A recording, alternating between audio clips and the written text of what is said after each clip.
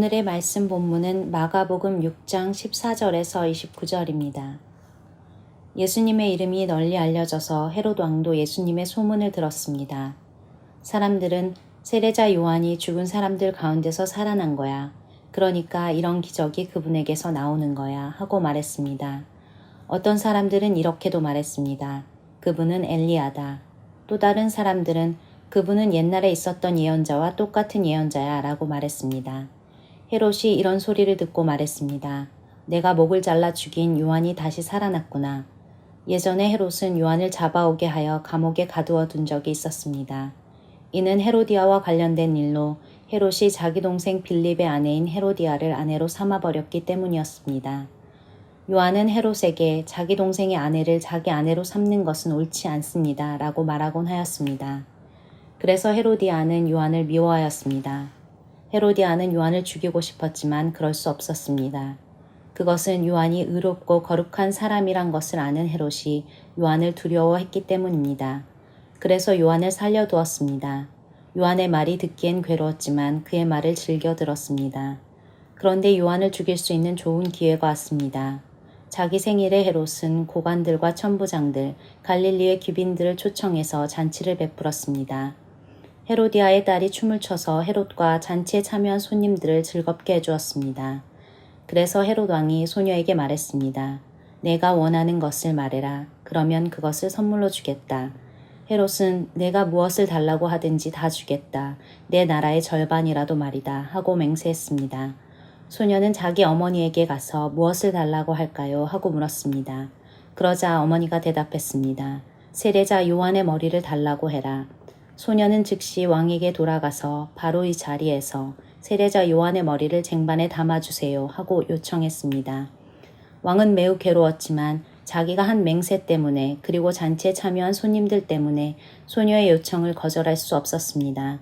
왕은 곧바로 시위대 군인을 보내 요한의 머리를 가져오라고 했습니다. 군인은 가서 감옥에 있던 요한의 머리를 잘랐습니다. 그리고 쟁반에 담은 그의 머리를 가져와 소녀에게 주었고 소녀는 그것을 자기 어머니에게 가져다 주었습니다. 요한의 제자들이 이 소식을 듣고 가서 요한의 시체를 가져다가 무덤에 묻었습니다. 오늘 본문에 기록된 헤롯 왕과 그의 가족들의 행동은 건전하지 않은 잡지나 가심란에 등장할 만한 그런 일입니다. 한 신문기자가 말하기를 성, 왕가, 종교와 관련된 이야기가 가장 잘 팔린다고 합니다. 그런데 오늘 이야기에는 이 세 가지 요소가 모두 다 들어있죠. 오늘 이야기의 주인공인 헤롯 왕은 헤롯 안디바를 말합니다. 그의 아버지는 예수님이 태어날 당시에 베들레헴의 유아들을 죽이라고 명령했던 헤롯 대왕입니다. 아버지만큼은 아니었지만 그 역시도 자기가 원하는 대로 하려고 했던 사람이었죠. 헤롯 안디바가 정말로 원하던 두 가지가 있었는데요.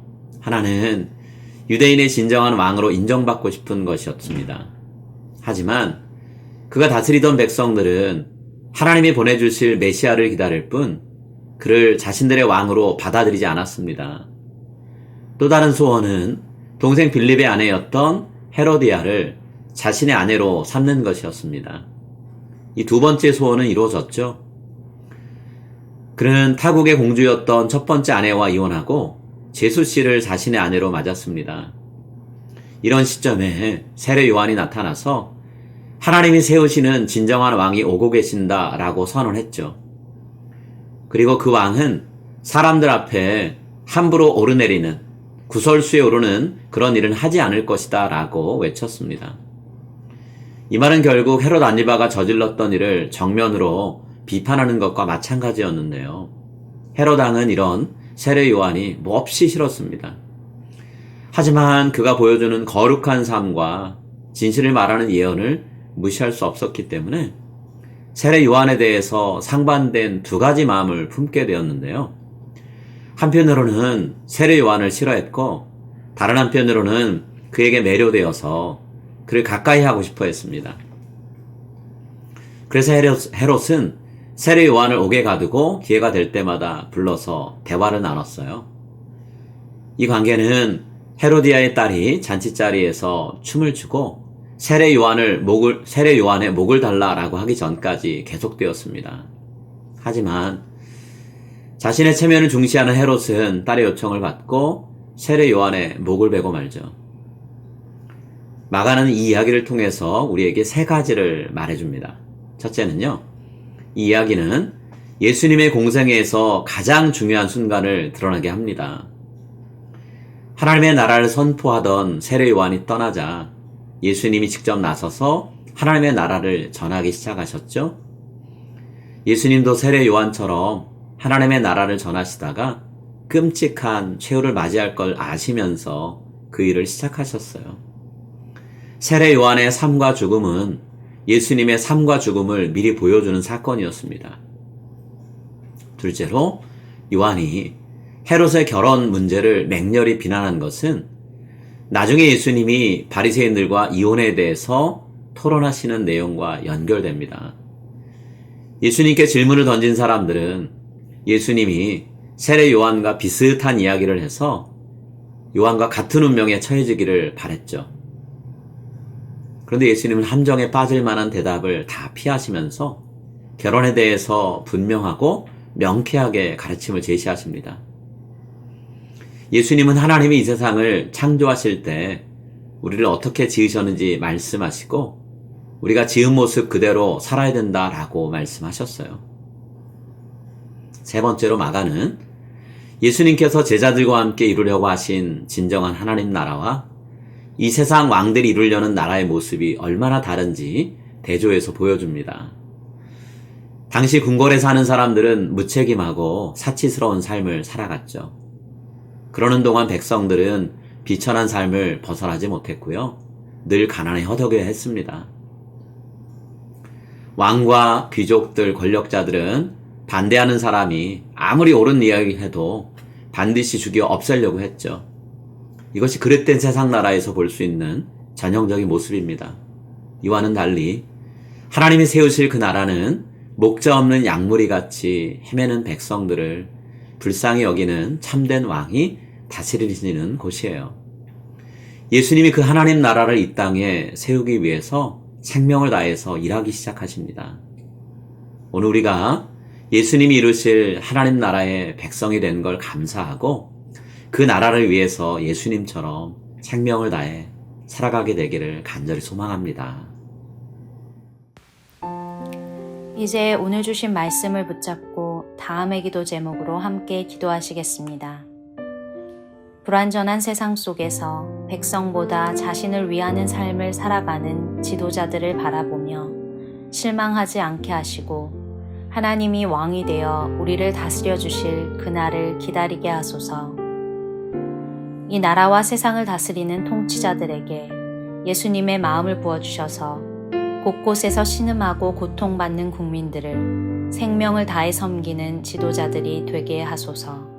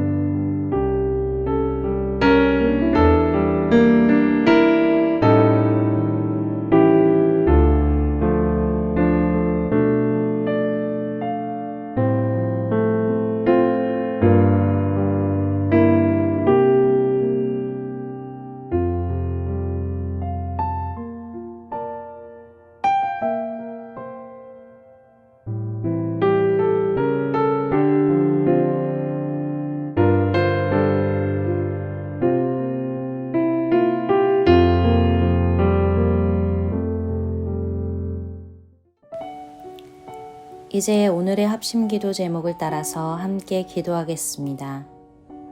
그리스 까테리니 지역의 로마 형제 자매들의 건강, 예배 생활, 삶을 안전하게 지켜주소서. 양남식 선교사님의 건강을 회복시키시고 코로나로 돌아가신 성도님 가정을 위로해 주소서. 신영원 이몽란 선교사님을 통해 니카라과 청소년, 청년들이 새로운 미래를 꿈꾸게 하소서.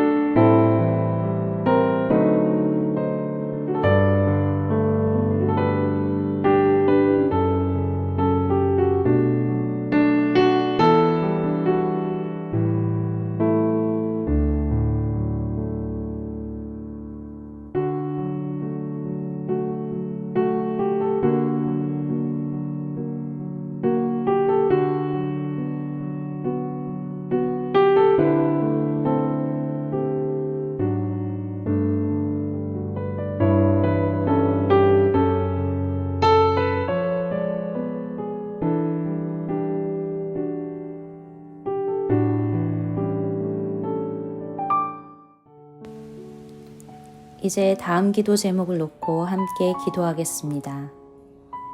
말로 사람의 마음을 시원케 하고 행동으로 다른 이들의 삶을 위로하고 힘을 더하게 하소서. 예수님이 걸어가신 삶의 발자취를 깊이 묵상하고 그 뒤를 따르고자 결단하고 실행하게 하소서. 물질적 씀씀이를 줄여 하나님 나라 확장에 적극적으로 투자하고자 하는 마음을 갖게 하소서.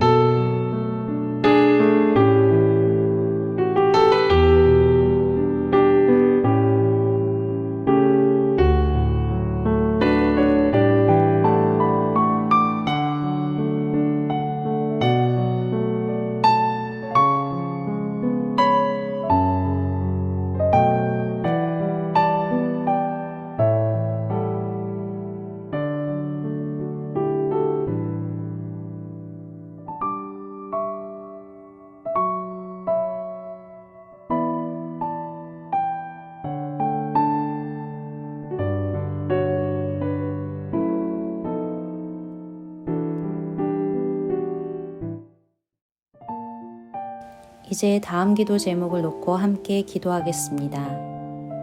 가정과 학교에서 공부하며 자라가는 자녀들이 육체적, 정서적, 영적으로 건강하게 하소서. 성도님들의 직장과 사업을 지켜주시고 하나님의 선한 능력과 인도하심을 보게 하소서. 연로하신 어른들과 지금 상황에서 외로움과 답답함을 느끼는 성도님들을 보살펴 주소서.